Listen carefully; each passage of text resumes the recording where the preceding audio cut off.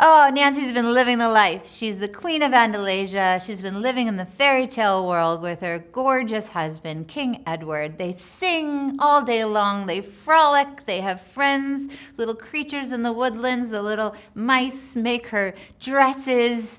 At worst, Edward's fighting off an ogre, and then they come to dinner and they talk about their day, and just life is just wonderful up in Andalasia. I didn't just slip back into character because Nancy's so different in this movie. Returning was just a pleasure. It was so much fun to revisit the character, to reunite with the cast after so much time. We all had incredible.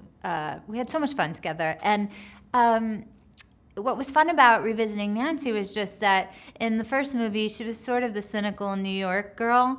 And now I had to figure out how much of that cynicism and that kind of tough, broad New York City girl was still in her when she's been living in this fairy tale world for so long. And sort of finding that balance and seeing how her clothes and her corsets inform the way that she acts. And has her speech changed? Does she still have a little New York accent? Or does she clean it up for her, Andalasian friends?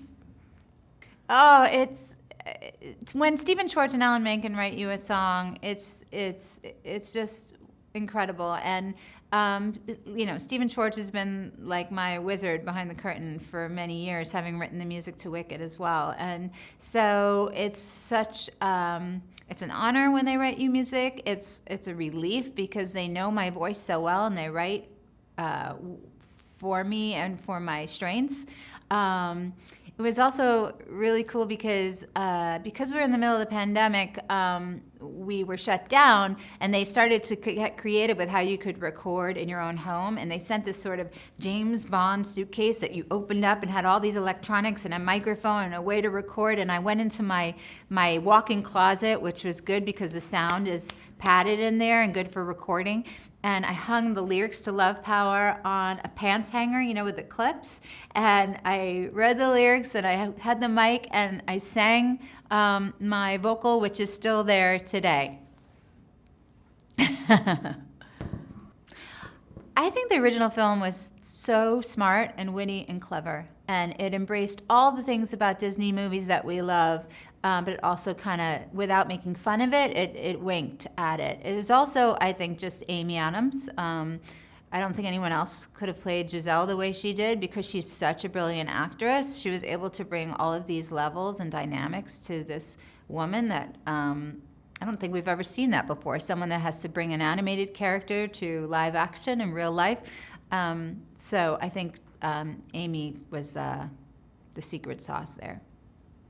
Well, in the story, Giselle and Robert have been living as husband and wife for 10 years. Morgan has grown up and is a senior in high school. And Giselle they're all at a little bit of in crisis. Robert needs a change. Giselle doesn't really know who she is anymore, and she can't figure out why she can't fix anything with just singing a song. And she doesn't know why Morgan is cranky all the time. She doesn't understand the concept of a teenager. And so they decide to move to the suburbs because a lot of people, when they need a big change, they try to fix it by moving. But wherever you go, there you are. And Morgan is very cranky about being pulled away from her friends. And it's just not what they thought it was going to be. When we were developing the script, I already had ideas for where I thought the songs could go because I am a musical theater nerd and I have thoughts like that. And when we approached Alan and Steven, it turned out that they had the same thoughts. We were all aligned about where the songs could go because they seemed pretty obvious in the story. And so then it just became a matter of finding the tonal reference because that's all that Enchanted and Disenchanted are. It's all like self-aware and referencing other Disney work, other fairy tale work. And so what song is this going to be like? And what song is that one going to be like? And, trying to make Alan and Steven look at their own body of work and say like, yeah, you need to copy that, but in a new and different Enchanted way. And do that was actually a kick. And so, believe me, there was a lot of conversation about each song before, during, and after it was created.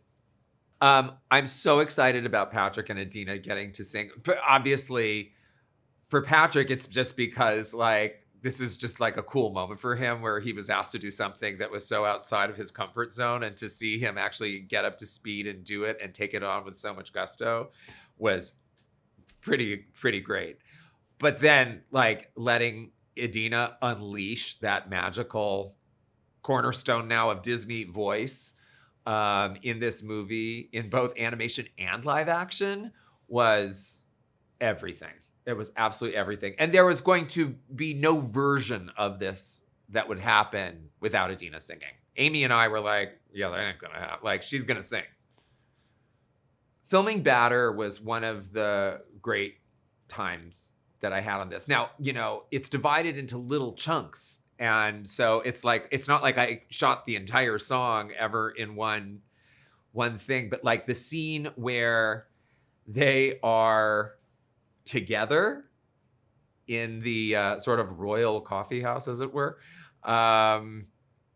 is being on set for that was basically what I say is like, I just set the table and they ate everything. It was just heaven. It was a blast. They were having a blast. I was having a blast. It felt special. I don't know. It was just a great time. The making of the film was indeed a fabulous experience all around, yes. I got invited to a party that was already great. So being invited to the party was the exciting part, especially when you get to see characters that you're already in love with, and then you get to play with them. That was the joy. But then on top of it, discovering the costumes and the brilliant wigs and like everything that made us into the characters, and seeing and being on these incredible sets, or walking through Monrolasia and feeling like, wow, I really am in a fairy tale, was so fun. The making of Disenchanted was an absolute, I hate to say dream come true, but because it sounds so cliche, but it really was. We were really fortunate to be in a beautiful place, Ireland, with such welcoming people. We had an amazing story to tell, and we had such skilled and inspired craftspeople working with us. I could just go on about the costumes, about the sets, like Maya said, our cast, the music. There was just so much to get invested in, and to do it in a place that really felt so magical was a real treat. I'm gonna have to agree with Amy that the making of this film was a dream come true, as cliche as it is. It definitely changed my life. To be able to step into this world that was already so established, the Enchanted universe almost, was just so fun. Like, we really got to play. Like, every day just brought a new challenge, a new game almost, a new something to make larger than life. And I think just getting to work with this group of people that was so passionate and so invested and so excited, the cast, the crew, the entire team, was just excited to be there. And I think that changes the entire experience when everyone is just so invested and so almost in love with the project. Yeah. It was magical. Yeah.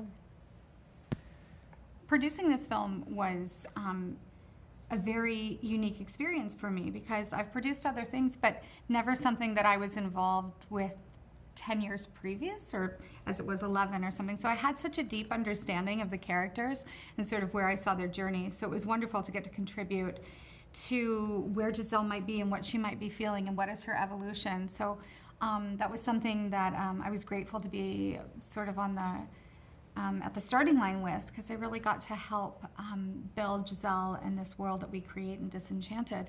Then also got to be a part of bringing wonderful talent together, Maya and Gabby, and Jema and Yvette, just really getting to be a part of putting a fabulous team together. That was a real gift and a real privilege for me.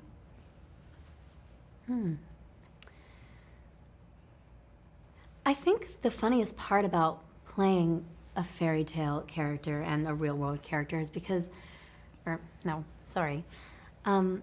I think the funniest part about playing a character that is in the fairy tale world and is also in the real world, I think is almost the opposite of their demeanors. You know, my character Morgan, we see how funny and sarcastic and kind of teenager, you know, she's got the eye roll, she's got the sarcasm.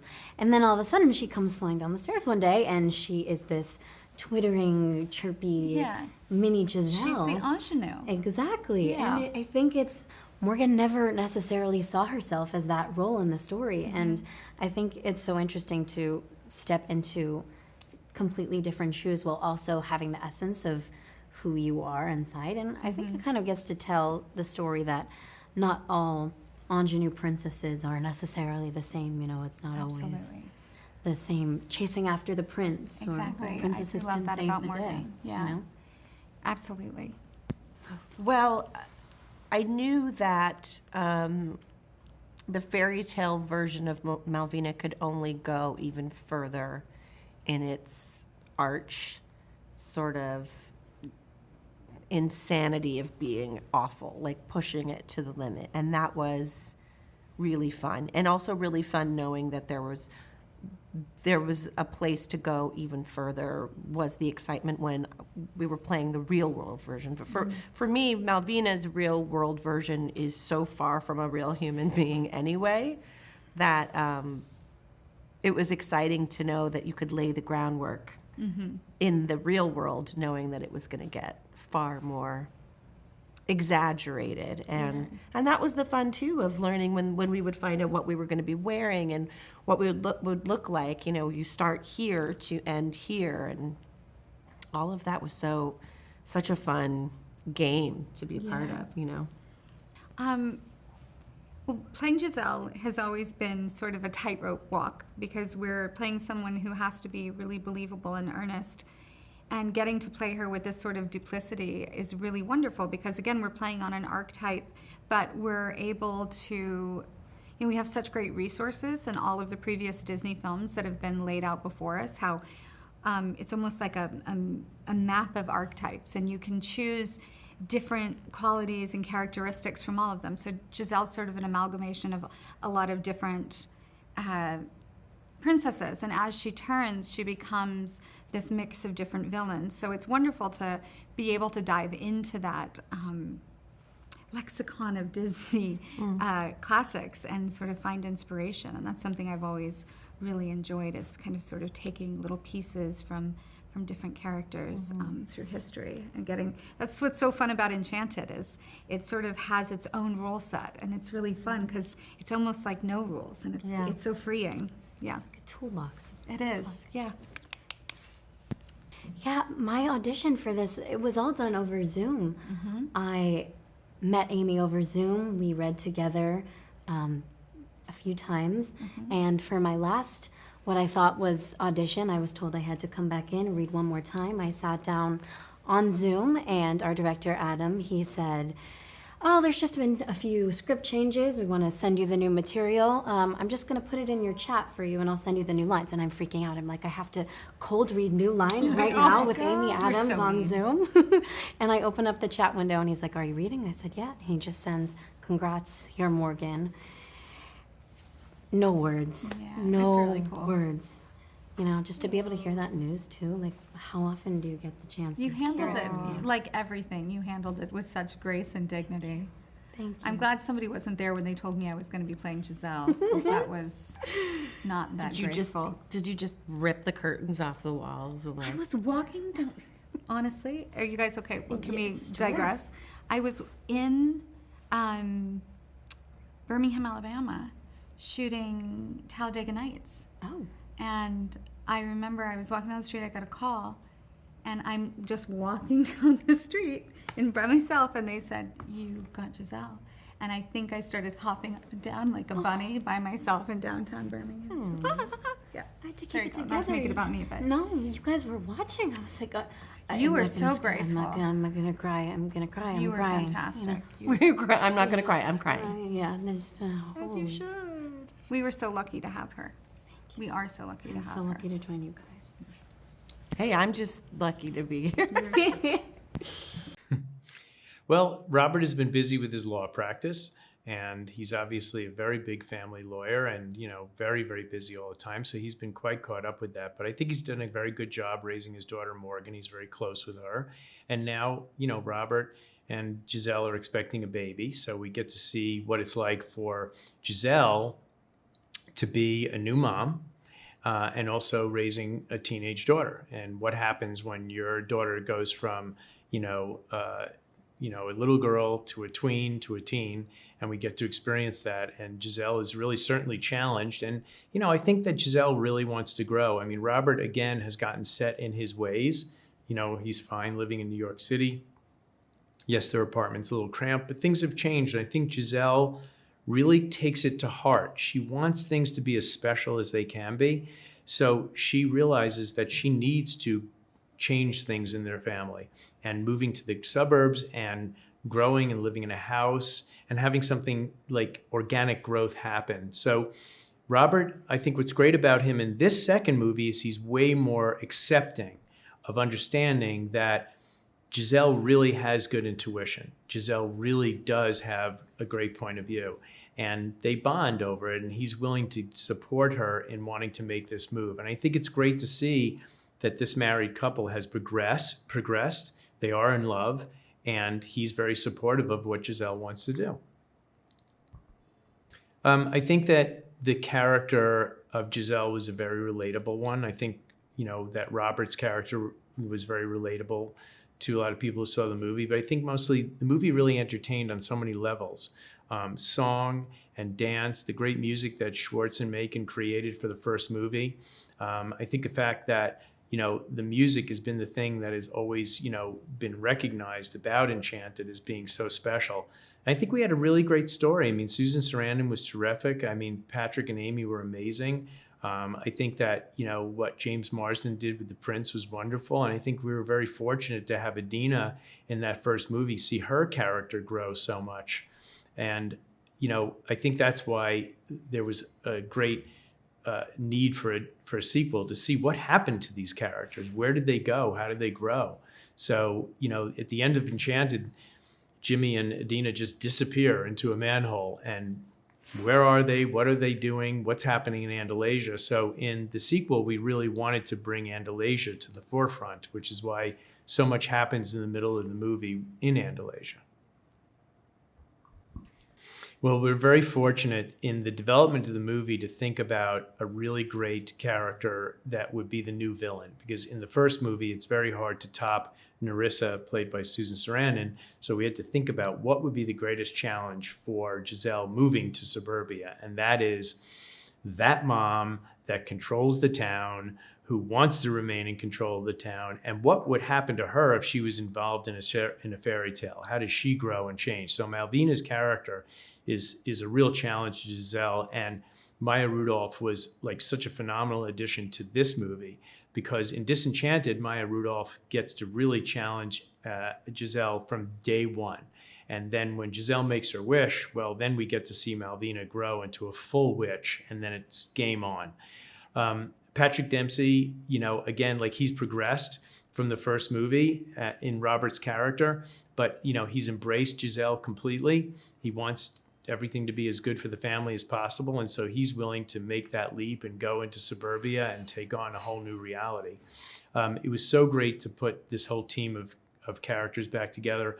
But the growth that we have with having Yvette and having Jema, play these sidekicks to Maya's character, just they play so well together. They're so organically a great team, because they are both all three of them are so good with improv comedy that they play so well as a unit throughout the movie, and each one of them individually has so many great moments for comedy in the movie.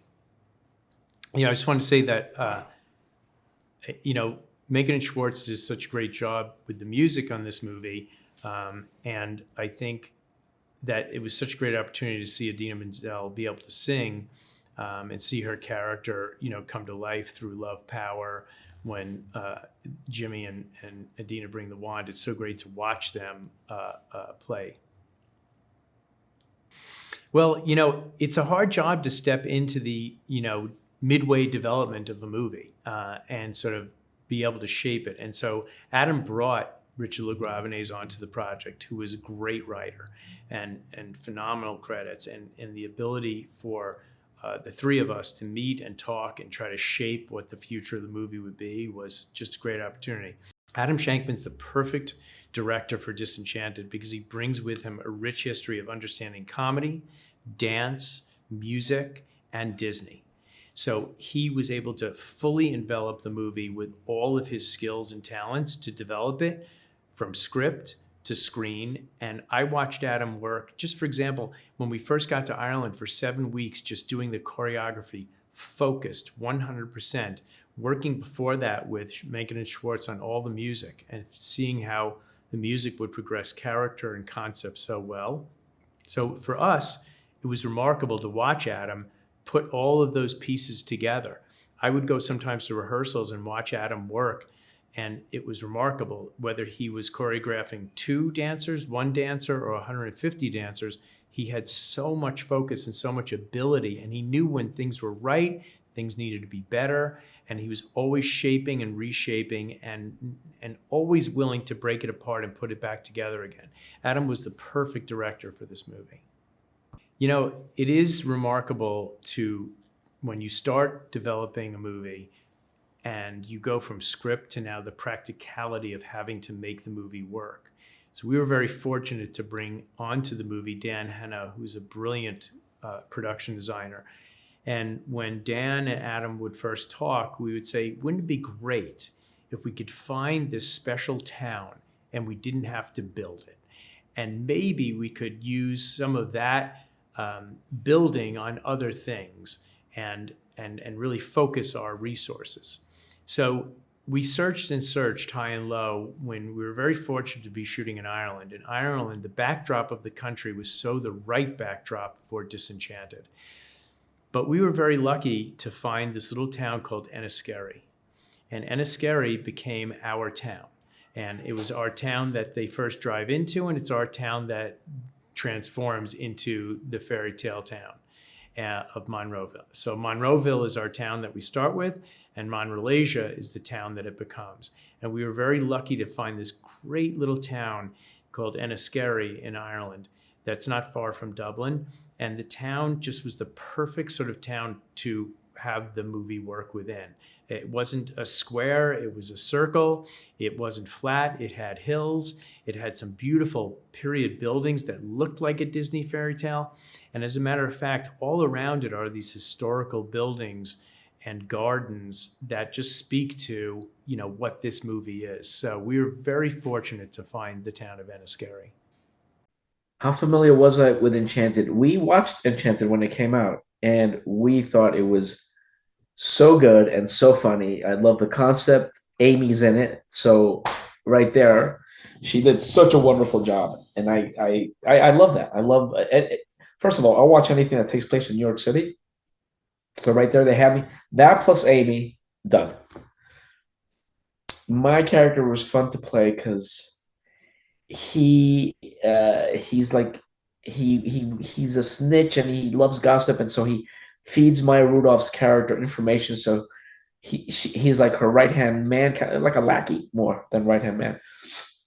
When it switches into the magical kingdom, he becomes the magic mirror, which is an iconic thing. So it was great. The barista he loves gossip. He's very chit chatty, and he loves coffee. All things that I love. Adam Shankman's the perfect director for Disenchanted because he's really, really, really good friends with Anne Fletcher, and that's good enough for me. Adam is vivacious. He's smart. He has a lot of energy, and he loves and knows choreography. So these movies, you need to wear those both those hats.